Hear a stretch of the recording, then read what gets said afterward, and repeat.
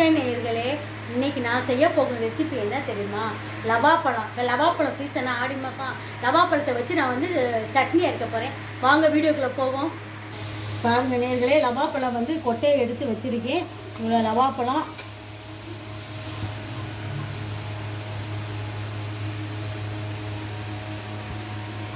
புளி, ஒரே ஒரு பச்சை மிளகாய், பெரிய பச்சை மிளகாய்னால, உப்பு, இதை போட்டு அரைச்சிடுவோம்.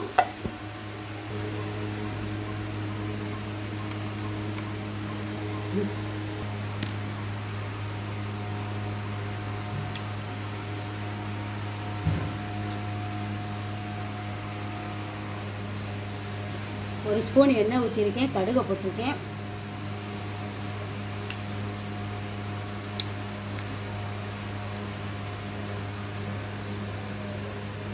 கருவேப்பிலை போடுறேன்.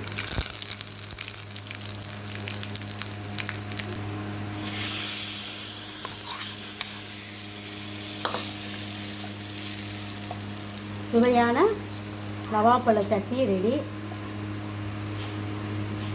நேர்களே, சுவையான லவாப்பழ சட்னி ரெடி ஆயிடுச்சு.